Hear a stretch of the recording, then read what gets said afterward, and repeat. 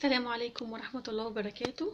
النهاردة أنا هقول لكم إزاي نقدر نفرش النيش بتاعنا بطريقة منظمة وشكلها حلو ومش مكلفة خالص. في البداية أحب أقول لكم النيش بتاعي عبارة عن إيه. النيش بتاعي عبارة عن 1.5 متر في الطول وعرضه حوالي 90 سنتي. طبعا النيش ده كبير، من اللي هي الصفر اللي هي الثلاث قطع واللي هي الكلاسيك.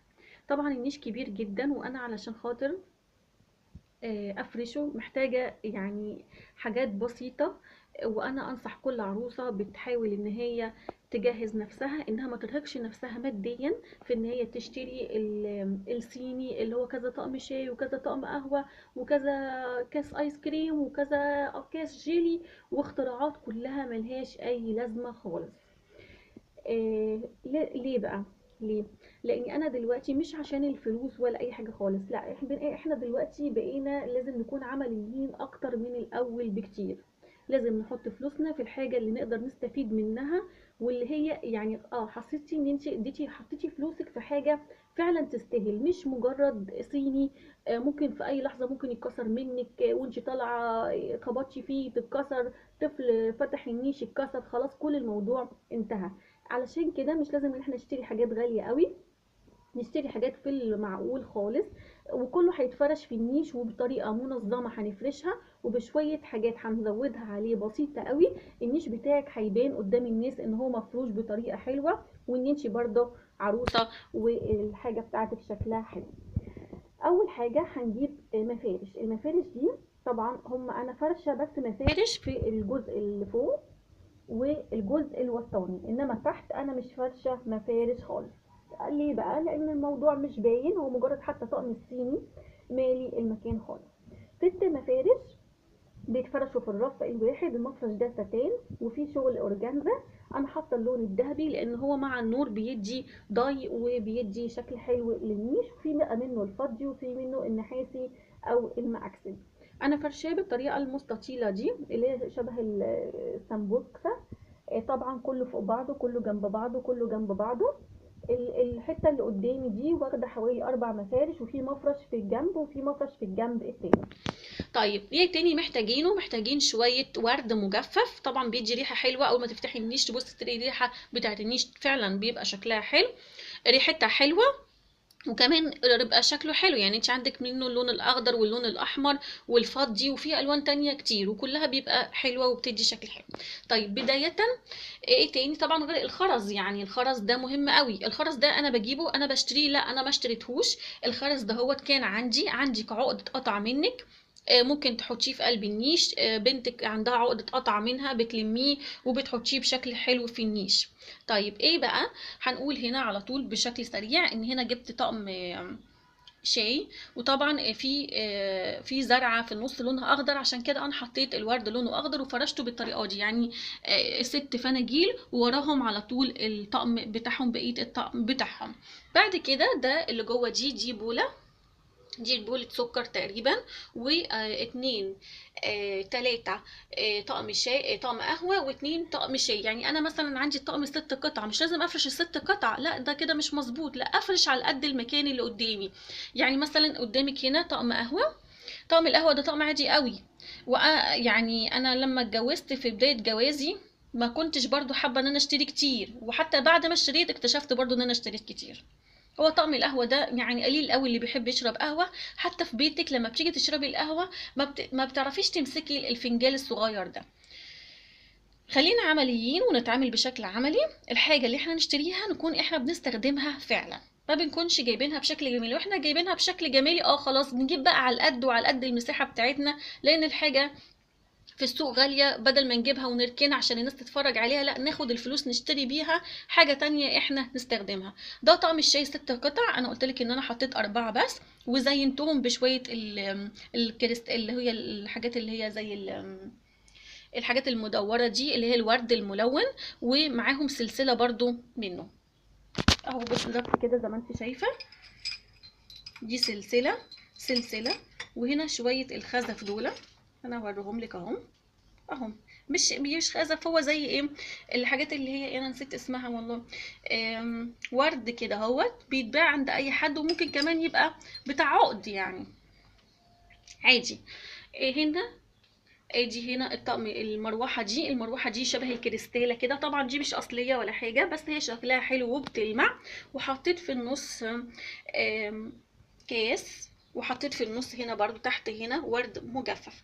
طبعا انا حاولت ان انا ازينها عشان تدي شكل حلو. حطيت فيه هنا 6 كاسات، مش 6 كمان، 2 4 6 1 7، كل كاس مختلف عن التاني. وهنا طبعا زينتهم بالورد المجفف، وحطيت السلسله اللي انا بقول لكم عليها دي، اللي هي الخرز يعني. ده طقم شاي. طقم الشاي ده معروف جدا وقديم، لكن هو شكله حلو بالنسبه لي انا، مهم قوي لان انا واخداه هديه من ناس اعرفهم، فحبيت ان انا افرشه.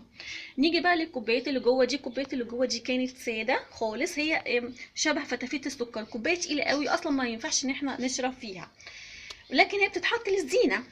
فانا جبتهم وجبت الشمع وحطيتهم على الكوبايه من فوق، وبعدين حطيت عليها الخرق اللي هو زي الجليتر الذهبي الفضي والازرق، وحطيت عليهم سلسله عطى شكل جمالي، واستغليت الركنيه اللي موجوده جوه في قلب النيش. ده طقم شاي، او لا، طقم قهوه. طقم قهوه ساده، عشان كده طقم القهوه الساده محتاجه ان انا ازينه. احط فيه شويه ورد مجفف، وحطيت برضو شوية حاجات اهي كمان بحيث ان انا اديله شكل جميل. ده الجزء اللي في النص، ده الجزء اللي في النص.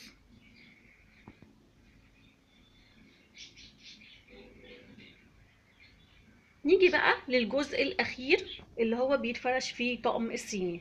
انا حطيت فيه طقم الصيني بس، وطبعا الصيني طبعا عارفين ان احنا بنشتري بآلافات، لكن استخدامه قليل. حطيت بس طقم صيني واحد بس تحت هنا، وحاطه هنا في النص جوه كده عروسه صغيره. طبعا النيش فيه درجين من تحت علشان نحط الحاجات الزياده، زي المعالق والشوك وطقم الكوبايات لو في كوبايات زياده، او طقم قهوه. كل الحاجات دي احنا بنحتاجها. نيجي بقى للجزء الاخير خالص. طبعا الجزء الاخير خالص ده يعني ايه، بيبقى باين منه حاجات طبعا اللي هي الحاجات اللي على الحرف، انما الحاجات اللي جوه دي مش بتبان. يعني انت عندك من جوه هنا دول طقمين كاسات. طقم الكاسات اللي احنا شايفينه ده، اللي هو ده اللي تحت ده طقم كاسات. انا جبت فيه شوية حاجات من اللي هي بتاعت اعياد الميلاد والخرز. بصوا الخرز، وحطيته بطريقة ملفوفة، وحطيت الكاسات اللي فوق دي الطويلة. طبعا دي الحلق بتاعها بيبقى ضيق، وحطيت جواها ورق مجفف اللي هو الورد المجفف. بعديها على طول طقم الشاي ده هو. وطقم الشاي ده طبعا مش للاستخدام، ده للزينة فقط. ودي معالق، بصوا كده شكل المعلقة برضو، دي معلقة للزينة لونها ذهبي، بتتباع برضو في كل المحلات والسوبر ماركت الكبار زي كارفور. وانا جبت منهم 3 وحطيتهم هنا، ما جبتش طبعا المجموعة كلها. بعد كده هو طبعا احنا شايفين هنا ان في فراغ، هنا فراغ يعني انا سايباه فاضي. وانا سايباه فاضي مش عشان انا ما عنديش حاجه، لا، علشان انا المكان جوه ضيق شويه، ومش حاسه ان يعني هيفرق معايا في حاجه. طالما ما فرقش معايا في حاجه خلاص يعني. يعني انت لما تشوفي النيش من بره مش هتشوفي اصلا الجزء اللي جوه ده خالص خالص يعني. بعد كده هو شايفين المنظر، دي بوله كريستاله يعني. الكريستاله دي تفتحيها تلاقي فيها ورد مجفف، وفي وهنا البوله دي مش عارفه بيسموها بوله للايس، ناس تقول لك بوله ايس كريم، وناس تقول لك ده بوله جيلي، لكن هم انا بصراحه ما بستخدمهمش عندي في البيت خالص. وحطيت فيها شويه خرز. وده طقم الشاي. طقم الشاي بقى ده طقم شاي وقهوه مفروشين مع بعض. يعني ازاي؟ ادي هنا ده جبارات الشاي، حواليه الفناجيل الكبيره اللي هي فناجيل الشاي، حواليه على شكل مروحه كده زي ما احنا شايفينه، وعلى الحرف اللي هي الفناجيل الصغيره. يعني ادي طقم الشاي مفروش اهو. لو انت حطاه ده في الجنب، لو انت حطاه في الجنب هيبان، لو انت حطاه في الجنب هيبان. وبيليه طقم الايس كريم او الجيلي بالطريقه دي برضو على شكل مروحه. وهنا طقم الشاي ده مفروش بالشكل ده. انا بحاول ان انا اكبر الكاميرا علشان الناس كلها تشوف، والعرايس كلها تشوف الحاجه بتبقى مرصوصه ازاي. وبعدين طقم الكاسات ده.